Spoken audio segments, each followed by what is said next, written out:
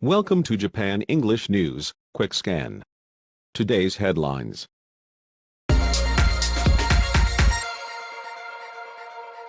Expert advice on avoiding holiday infections.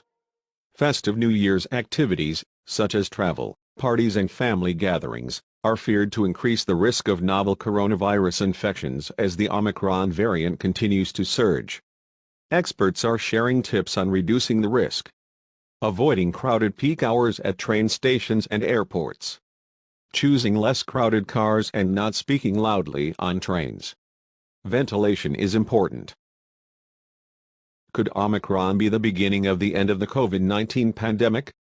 With growing evidence showing the Omicron variant causes mostly mild symptoms and lower rates of hospitalization and death, more and more scientists are starting to wonder, will the newest variant herald the beginning of the end of the COVID-19 pandemic?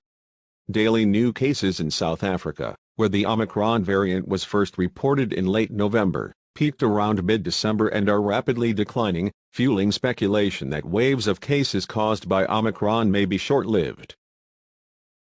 Mizuho hit by system failure despite pledge to improve operations. Mizuho Bank said Friday it has failed to process some 300 money transfer requests following a temporary system failure the previous day that was its ninth this year. The trouble occurred despite the bank having pledged to prevent similar failures after Japan's financial authorities ordered it to improve operations in November. Major retailers in Japan pin hopes on New Year sales. Major retailers are pinning their hopes on New Year's shopping, with some shops planning to resume sales of Fukubukuro lucky bags and in-person events as the number of coronavirus infections had decreased. However, with an outbreak of the Omicron variant, the retailers are likely to cautiously launch their New Year sales. Takashimaya will resume lucky bag sales at its Niambashi branch and other stores in the New Year period, partly in response to requests from customers. It will also continue online Fukubukuro sales. Pro-constitution reform forces gaining momentum in Japan. Political parties in favor of revising the constitution are gaining momentum in Japan, tightening the noose around the leading opposition Constitutional Democratic Party of Japan, which is seen as cool toward constitutional reform. The ruling Liberal Democratic Party aims to make progress on constitutional debate in the Diet, the country's parliament, during an ordinary session to be convened in mid-January, hoping to focus on creating an emergency situation clause. Osaka arson suspect may have wanted to die by extended suicide. The deceased suspect in a deadly arson attack on a mental health clinic in Osaka may have wanted to carry out what's known as extended suicide, triggered by a strong extrapunitive tendency. A psychiatrist said that the arson attack fits the criteria for an extended suicide, in which an individual who wishes to die by suicide commits mass murder. Some people develop a strong extrapunitive reaction in which they blame others for misfortunes in their lives.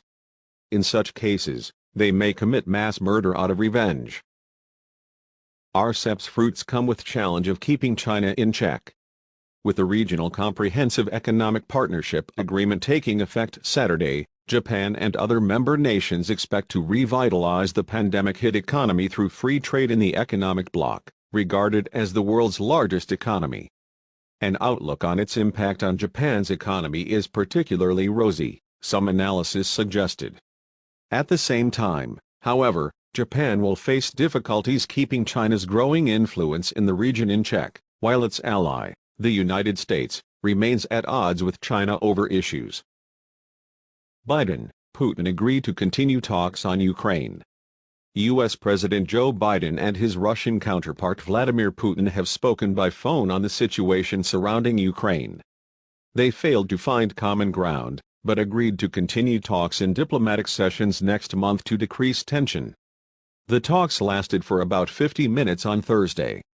The two leaders exchanged opinions on Russia's massive troop buildup near its border with Ukraine.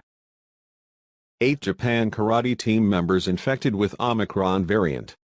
The Japan Karate Federation on Thursday said 8 of its athletes tested positive for the Omicron variant of the coronavirus after returning from the recent Asian Championships in Kazakhstan. The 8 were part of the 28-member Japanese team which contested the December 18 to 22 tournament in Almaty. The traveling party took PCR tests upon returning to Japan on December 24, with 11 members testing positive for the coronavirus.